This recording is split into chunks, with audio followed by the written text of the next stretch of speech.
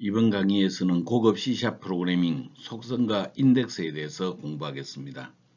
자, 우리 속성에 대해서는 이미 공부를 한 바가 있죠.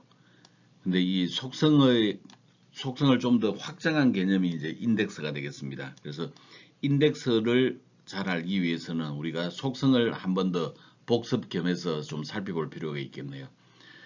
속성을 먼저 공부하고 그리고 인덱스에 대해서 이제 살펴보는 형태로 오늘 수업을 진행을 하겠습니다. 광수 생각에서는 이제 그렇게 이야기를 했네요. 이제 저기 여자친구가 무슨 일로 왔어? 그냥 그렇게 이야기를 했네요. 이 그냥이라는 게 무슨 의미일지 사랑을 해보지 않은 사람은 모른다 그랬어요. 그냥 뭐 특별한 이유가 없어 보고 싶어서 오는 것 이런 것들이 바로 사랑일 수가 있는 거죠. 행복한 경영 이야기에서는 우리는 자신은 의도로 남은 행동으로 판단한다 그랬네요. 일반적인 사람들이 그래요. 남을 판단할 때는 거의 행동을 기준으로 삼고 있어요. 그리고 그 기준은 일반적으로 가혹하죠. 반면에 자신을 판단할 때는 의도를 기준으로 삼습니다. 비록 내 행동이 잘못됐다고 하더라도 나는 원래 그러려고 한 것은 아니었어 라는 거죠. 그래서 이제 우리가 그 사람들에 대해서 늘 판단할 때 좀 더 조심해야 되고 나에 대해서 판단할 때 또한 조심을 해야 됩니다. 그래서 공자의 얘기를 빌리자면 공자는 소인은 늘 남을 탓하고 군자는 제 잘못을 먼저 생각한다 그랬네요. 그래서 그 얘기를 할 때 대인, 춘풍, 지기, 주상 이렇게 표현해 줬습니다.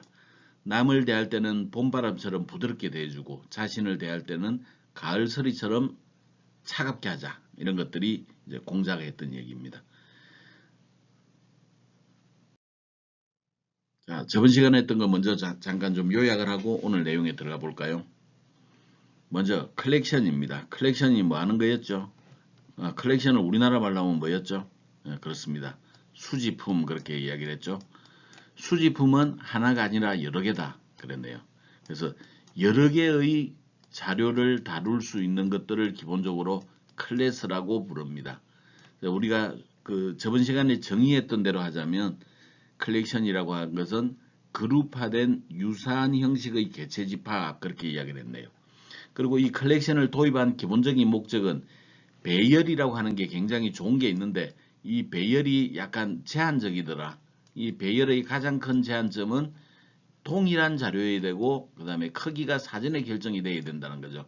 이런 것들의 배열의 구조적이고 기능적인 한계를 극복하기 위해서 우리는 컬렉션을 도입했다 그랬습니다. 컬렉션의 대표적인 종류는 우리가 어레이 리스트가 있었어요. 그리고 큐가 있었죠. 그리고 스택이 있었고 해시 테이블이 있었고 그렇습니다. 그래서 실제로 컬렉션을 우리가 프로그램을 통해서 만든다면 알고리즘은 그래도 좀 신경 쓸 게 많습니다.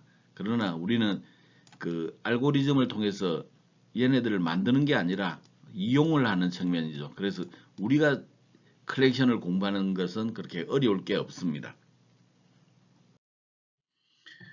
자, 이번에 이 강좌를 성공하면 우리 학생들은 프로퍼티의 개념을 설명할 수 있습니다. 물론 지금도 설명할 수 있죠. 그 다음에 인덱스의 개념을 설명할 수가 있습니다. 오늘은 이제 사실 키는 여기 인덱스에 두기로 하죠. 그 다음에 이 인덱스가 적용이 됐을 때는 우리가 for each문을 사용하기 위해서 반복자로 가는 개념이 있는데 이 반복자로 가는 개념도 같이 좀 추가적으로 알아보도록 하겠습니다. 먼저 프로퍼티죠. 프로퍼티는 이제 캡슐화와 관련되어 있는 내용들이죠. 캡슐화라고 하는 것은 우리가 프로그램의 내부 동작을 숨기고 외부에 보이지 않는다. 그래서 정보 은닉이라고 부른다 그랬죠. 그렇지만 때에 따라서 우리는 외부에 뭔가 교신을 하기 위한 정보를 주고받기 위한 장치가 필요한데 그러한 장치를 인터페이스 그렇게 불렀었죠. 인터페이스를 만들기 위해서 우리는 이 프로퍼티를 이용을 합니다. 그래서 멤버 변수에 접근해서 값을 저장하거나 읽어오는 용도로서 사용되는 게 프로퍼티라고 하는 거죠. 일반적으로 얘네들은 우리가 get과 set의 쌍으로 구성이 되어 있습니다. 그리고 변수처럼 사용하지만 실제로는 메서드의 한 종류에 해당이 됩니다. 자, 프로퍼티를 선언해 줄 때는 2013 이전 버전, 보통 우리가 .NET 프레임워크를 기준으로 하자면 4.5입니다. 4.5 이전에는 얘네들을 쓰고 4.5 이후에는 이렇게 쓸 수도 있는데 4.5 이전에는 모디파이어 자료형 프로퍼티명 여기까지 해주고 get이라고 해준 다음에 괄호를 열고 닫습니다. 그런 다음에 return 멤버 변수라고 해주게 되고 set이라고 하고 괄호 열고 닫고 한 다음에 가지고 들어온 value를 멤버 변수에 저장해주는 이런 형태로 씁니다. 근데 .NET 프레임워크 4.5 이후에는 얘네들의 요런 기호를 사용할 수 있습니다. 이 기호를 우리는 람다 연산자라고 그래요. 람다 연산자를 이용을 함으로써 우리 수식을 훨씬 더 간단하게 쓸 수 있다. 그래서 뭐 간단하게 표현을 한다는 것 외에는 왼쪽과 기능적으로 전혀 다르지는 않습니다.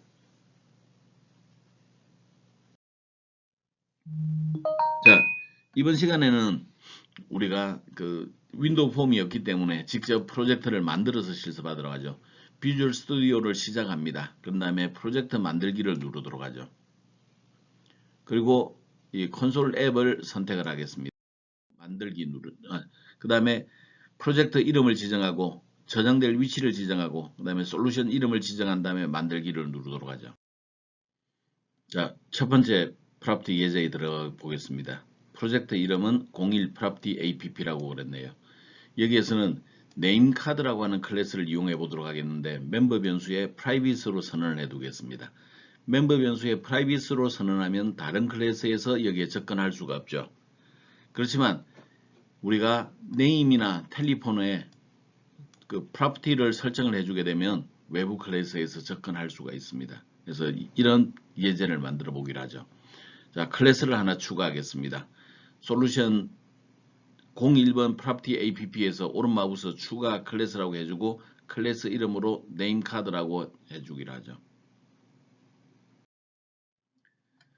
자, 네임 카드 클래스입니다. 멤버 변수는 지금 두 가지로 선언을 하겠는데 네임과 텔리폰입니다. 그래서 그리고 여기 앞쪽에 프라이빗으로 선언이 되어 있기 때문에 얘네들은 다른 클래스에서는 접근할 수가 없습니다. 그렇지만 우리가 프로퍼티를 이용을 하게 되면 다른 클래스에서 멤버 변수에 접근할 수가 있게 되겠는데 그렇게 진행하는 규칙입니다. 지금은 .NET 프레임워크 4.5 UI 버전으로 설명하도록 하죠. 자, 프로퍼티는 무조건 가장 앞쪽은 퍼블릭이어야 됩니다. 자료형은 위에 멤버 변수와 같아야 되겠죠. 이름을 짓는 규칙은 멤버 변수의 가장 앞자리를 대문자로 쓰는 규칙을 해주는 게 좋습니다. 그 다음에 람다 연산자를 이용해서 get this.name, set 람다 연산자 this.name equal value라고 하는 형태로 지정해주면 됩니다. 자, 여기에는 비주얼 스튜디오, .NET 프레임워크 4.5 이전에 이제 사용하던 방법이죠. 자, 텔리폰에도 같은 방법으로 우리가 프로퍼티를 설정을 해 주었습니다. 이제 메인 메서드에서 네임 카드 클래스에 이제 접근하는 것을 보기로 하죠. 네임 카드를 이용을 해서 me라고 하는 객체를 만들겠습니다. 나라고 하는 객체를 만들겠습니다. 그 다음에 set을 이용해서 멤버 변수 값을 지정을 해줄 수 있는데 me.name에 n 대문자를 써주게 되면 우리가 프로퍼티를 이용해서 멤버 변수에게 접근할 수 있는 길을 제공을 해주게 됩니다. 같은 방식으로 me.telephone을 통해서 값을 입력을 해줄 수도 있죠. 때에 따라서 우리가 출력을 할 때도 me.name, me.telephone 프로퍼티를 이용해서 이와 같이 값을 출력을 할 수가 있습니다. 이때는 우리가 set을 이용을 해서 이제 값이 지정이 되겠고 이렇게 출력을 할 때는 get을 이용해서 멤버 값을 출력을 해줄 수 있습니다. 값순위도 같은 방법으로 입력을 하고 출력을 해주었네요. 그래서 실제 나타난 결과는 이와 같습니다. 뭐 결과가 어려울 거는 별로 없죠. 자, 다음에는 인터페이스에서 프로퍼티를 지정하는 걸 한번 살펴보기로 하죠. 인터페이스도 일종의 속성이라고 하는 게 일종의 메서드이기 때문에 인터페이스에서도 당연히 선언 가능합니다. 인터페이스도 일종의 추상 클래스의 한 종류라고 그랬죠. 속성은 존재하지 않고 메서드만 존재하는 추상 클래스, 그게 인터페이스였죠. 인터페이스에 있으니까 당연히 내부에 코드가 있으면 안 됩니다. 구현을 하면 안 됩니다. 오로지 상속 목적으로만 사용을 하는 게 인터페이스에서의 프로퍼티입니다. 날을부터 상속을 하게 되면 다음과 같은 프로퍼티는 반드시 선언을 해주세요 라고 정의를 해주는 거죠. 그리고 인터페이스를 상속하는 클래스에서는 반드시 구현해 줘야 됩니다. 인터페이스에서 활용하는 방법은 이제 인터페이스라고 하는 키워드를 써주면 됩니다. 그리고 인터페이스 이름을 써주면 되겠죠. 그 다음에 네임에 대해서 get과 set, 텔레폰에 대해서 get과 set이라고 해주면 됩니다. 인터페이스는 앞에 public, private 뭐 이런 내용도 붙지 않죠. 그냥 그 기본 틀만 선언해 주면 됩니다. 그리고 얘네들을 이용을 해서 상속받으면 얘네들을 구현을 해줘야 되는 겁니다. 자, 인터페이스의 프로퍼티 예제를 한번 해보기로 하죠. 이번에는 콘솔 앱으로 02번 프로젝트로 진행을 하겠습니다. 그리고 인터페이스를 추가하죠. 그 프로젝트에서 오른마우스 추가 사용복 가지고 이제 인터페이스하고 iNameCard.cs라고 하는 형태로 추가를 하겠습니다. 그 다음에 클래스로서 네임카드를 하나 더 추가하기로 하죠. 먼저 인터페이스에서 프로퍼티입니다. 그 iNameCard.cs에서 수정하면 되겠네요. 여기에서는 인터페이스에서는 기본적으로 속성을 가질 수가 없습니다. 그리고 프로퍼티는 정의가 가능하다 그랬죠. 그렇지만 내부에 코드가 있으면 안 된다 그랬네요. 그래서 name이라고 하는 인터페이스, 텔레폰이라고 하는 인터페이스를 get과 set으로 정의해 주라 라고 선언을 해주는 거죠. 그리고 얘네들은 오로지 목적이 상속 목적으로 진행이 됩니다.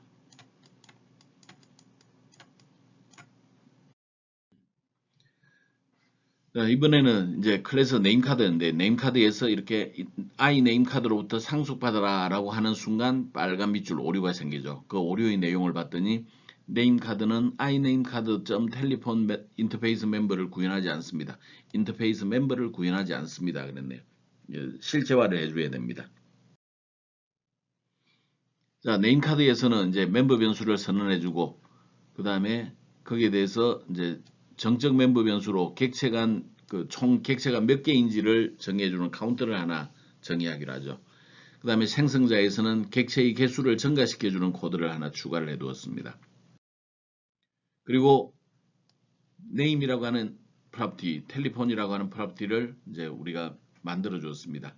그러는 순간 오류는 사라지게 되겠네요. 그리고 정적 멤버에 대해서 정적 그 프로퍼티를 하나 선언하기로 하죠. 그리고 여기에는 set은 사용하지 않고 get만 사용을 하겠습니다. 그래서 람다 연산자를 이용해서 get 람다 연산자 cnt라고 하는 형태로 처리해 주면 되죠. 정적 멤버 변수는 this 키워드가 사용이 될 수 없다 그랬습니다. 다음은 메인 메서드입니다. 메인 메서드에서는 name 카드라고 하는 클래스를 이용해서 member1을 정의를 해줬네요. 그리고 member1의 name, member1의 텔레폰을 프로퍼티를 이용을 해서 set으로 설정을 해두었습니다. 그 다음에 그 내용을 들어있는 멤버1에 들어있는 name이나 텔레폰을 우리 프로퍼티를 이용해서 출력을 해주게 되겠고 그 다음에 name 카드라고 하는 클래스를 이용해서 cnt 값을 출력함으로써 우리 현재 생성된 객체의 개수를 확인할 수 있습니다.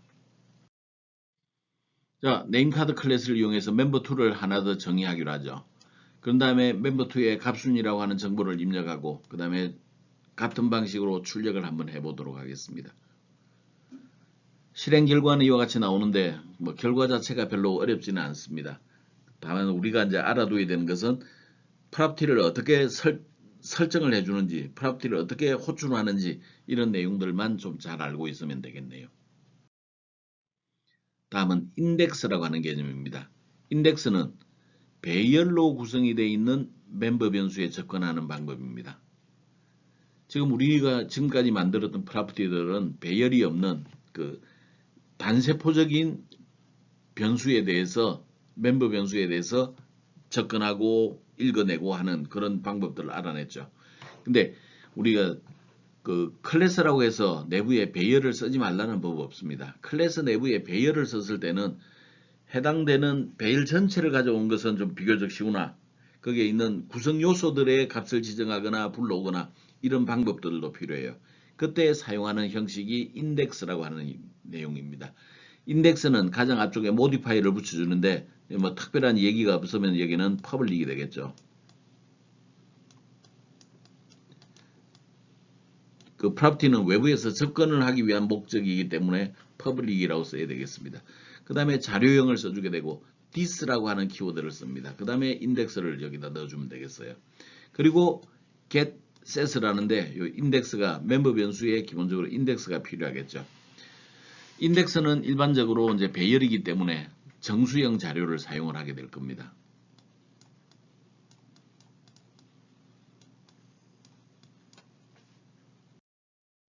자, 이제 예제를 통해서 인덱스 활용을 한번 해보기로 하죠.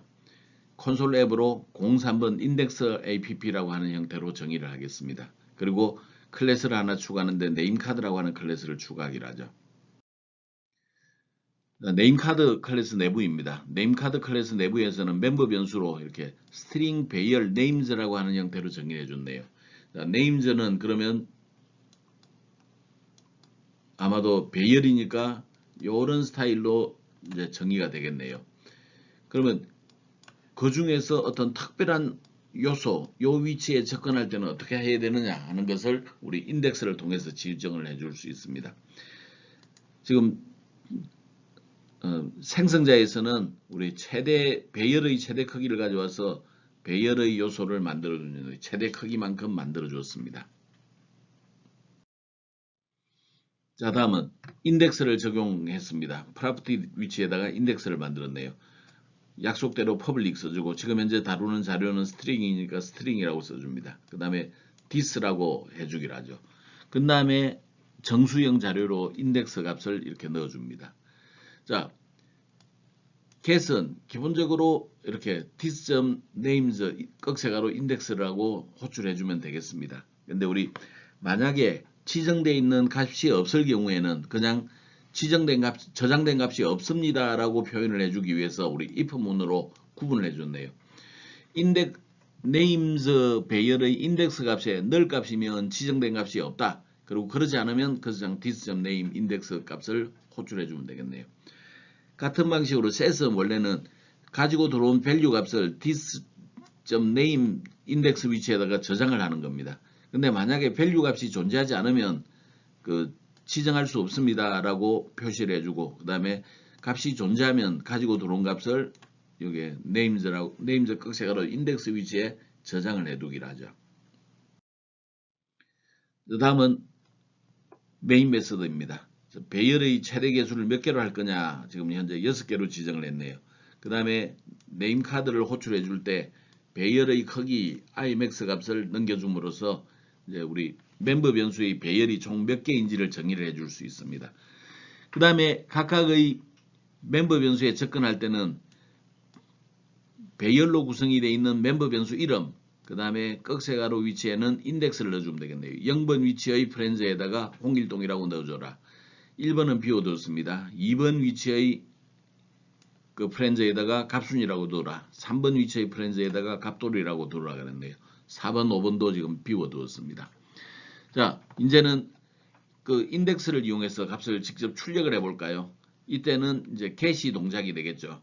이때 우리 console.write 라인 안에 friends라고 하는 그 배열 객체 이름을 이용을 해주면 되겠는데 friends 꺽쇠가로의 i 위치에다가 0번부터 imax보다 적을 때까지 값을 이제 호출해주면 되겠습니다.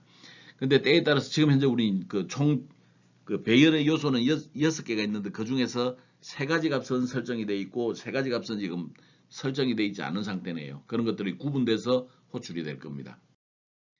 그래서 0번 위치, 2번 위치, 3번 위치에는 값이 들어있지만 여기에 1번 위치, 4번 위치, 5번 위치의 값들이 지정되어 있지 않은 것을 볼 수가 있습니다. 자, 다음은 이제 반복자로 가는 개념을 살펴보죠.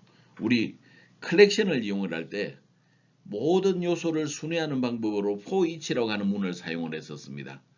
이 for each 문은 우리 그 생각보다는 사용할 때는 편한데 이 클래스가 갖고 있는 배열이나 클래스가 가지고 있는 배열 멤버 변수, 컬렉션 멤버 변수에 우리가 접근하기 위해서는 for each 문으로 접근하기 위해서는 우리가 특별한 메서드를 하나 추가해 줘야 됩니다. 그게 get enumerate라고 하는 메서드인데 얘네들은 반환하는 자료형이 iEnumerate라고 하는 자료형으로 반환을 해줘야 됩니다. 그리고 실제 사용하는 방법은 이대로 해주면 돼요. 똑같이 복사를 해주면 됩니다. 퍼블릭이라고 해주고 우리가 출력해주는 자료형은 IEnumerate, 그 다음에 메소드 이름은 getEnumerate라고 해줘야 됩니다. 그 다음에 여기 폼은 그대로 처리를 해주면 되겠고 여기에 출력을 해주면 돼요. 자, 우리가 이제 조심해야 될 것은 이때 이 배열의 이름은 우리가 사용할 때마다 좀 달라질 수가 있겠죠. 여기에 배열의 이름을 제외한 나머지 영역들은 기본적으로 값이 바뀌지 않습니다. 그냥 여기에 복사를 할 수 있도록 해놨는데 여러분들이 작업할 때 복사를 해놓고 어레이 위치에 객체 이름으로 바꿔주기만 하면 됩니다. 그래서 얘네들을 추가를 해주기 바랍니다.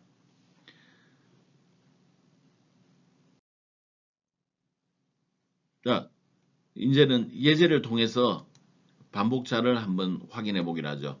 프로젝트는 콘솔 랩으로 04번 프로젝트로 추가를 하겠습니다. 그 다음에 네임카드라고 하는 클래스를 하나 추가하기로 하죠.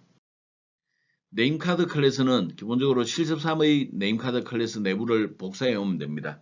클래스 안쪽에 있는 내용들을 쭈르륵 여기까지 복사를 해가지고 붙여넣기 해주면 되겠어요. 그 다음에 메인 메서드에서 우리가 그 실습 3에 있었던 클래스를 복사를 해가지고 이렇게 좀 그대로 둡니다. 그 다음에 여기 출력하는 형식이 조금 바뀌었죠. 인덱스를 통해서 출력하는 형식이 여기 프렌즈 꺽쇠가루에 값이 들어가고 그 다음에 여기에 1번 위치에 값이 들어가는 형태로 좀 바뀌었습니다. 출력 포맷만 조금 바뀌었네요. 그리고 i와 프렌즈 꺽쇠가루 i를 출력을 함으로써 현재 배열 요소 몇 번인지까지를 알 수 있게 해줬습니다. 그 다음에 for each 문을 딱 적용을 하려고 그랬는데 지금 현재 프렌즈라고 하는 클래스에는 프렌드라고 하는 스트링 배열로 저장이 되어 있죠. 그래서 그 결과를 내는 이렇게 출력을 하고 싶었어요. 근데 그랬더니 여기에 빨간 줄 오류가 생기네요. 그 빨간 줄이 왜 생기느냐 하고 봤더니 이런 형태로 구성이 되어 있어요. 네임카드 형식에서 포이치문을 수행할 수 없습니다. 그리고 그 get enumerator에 대한 공용 인스턴스 정의가 없기 때문입니다. 그랬네요. get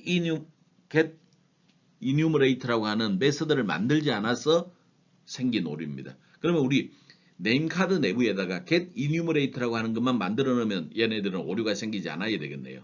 자, 그래서 우리 네임카드에다가 그 정보를 추가를 하도록 하겠습니다. 자, 네임카드 가장 끝부분에다가 우리 파워포인트에 있는 내용을 여기다가 표현을 하기로 하죠. 그 다음에 포이치문에 대해서 접근 가능하도록 다른 데는 바꿀 필요가 없다고 그랬죠. 객체 이름 위치, 요 위치만 바꿔주면 된다 그랬습니다. 그래서 그 현재 사용하는 그 이름은 네임즈니까 여기다가 네임즈라고 살짝 바꿔주면 되겠어요. 그랬더니 우리가 이렇게 포이 지문을 이용을 해서 뭔가를 시도할 수가 있었네요. 다음은 getSet 메서드를 옛날에 만든 적이 있었는데 걔네들을 프로퍼티로 한번 변경을 시켜보세요. 얘네들은 너무 쉬워서 그 추가적인 설명은 하지 않을까 합니다. 이전에 우리가 만들었던 setName, 뭐 getName, setAge, getAge라고 하는 이런 형태의 코드들을 이전에 한번 다뤄본 적이 있어요. 얘네들을 우리가 요만큼을 메서드로 프로퍼티로 구현을 좀 해보기로 하죠. 그리고 메인 메서드에서 호출할 때 이전에 우리가 setName이나 이렇게 getName을 사용을 했었을 겁니다. 이 부분도 우리가 그 프로퍼티의 set, 프로퍼티의 get을 호출하도록 해주면 훨씬 손쉽게 프로그램을 할 수 있습니다. 이 내용은 너무 쉬워요. 여러분들이 아마 쉽게 할 수 있을 겁니다. 이번 시간에 알아야 될 영어 단어입니다. 이번 시간에는 단어 숫자가 그렇게 많지는 않네요. 우리가 단어를 모르면 프로그래밍을 하는데 상당히 어려움이 따릅니다. 그래서 여기에 있는 단어 중 모르는 단어만 깜지로 학습을 하고 LMS에 사진으로 촬영하여 제출해주면 되겠습니다. 오늘 우리가 했던 것은 프로퍼티가 뭔지를 좀 살펴봤어요. 이 프로퍼티와 비슷하게 배열로 정의되어 있는 멤버 변수에 접근하는 방법으로 인덱스라고 하는 게 있었네요. 또한 배열로 정의된 멤버 변수에 접근할 때 포이치 문이 가능하도록 하기 위해서 이터레이터 반복자라고 하는 우리 그 get enumerator 메서드를 만드는 방법에 대해서도 공부를 했습니다. 사람을 얻는 기술에서는 뛰어난 중매쟁이가 되어라 라는 얘기를 하고 있네요. 사람을 소개할 때 이렇게 간단하게 소개하면 사실은 그 소개를 하나만 하라고 합니다. 우리가 좀 더 자세하게 그 사람들에 대해서 그 뭐 취미가 뭔지 특기가 뭔지 현재 무슨 일을 하고 있는지 이런 것들을 좀 소개를 해주게 되면 서로가 좀 더 많은 정보를 가지고 대화를 좀 더 쉽게 이어갈 수 있다고 합니다. 그래서 뛰어난 중매장이가 되기 위해서는 이렇게 언변이 필요한 거죠. 그리고 그 사람에 대해서 진심으로 좀 알고 있어야 되겠습니다.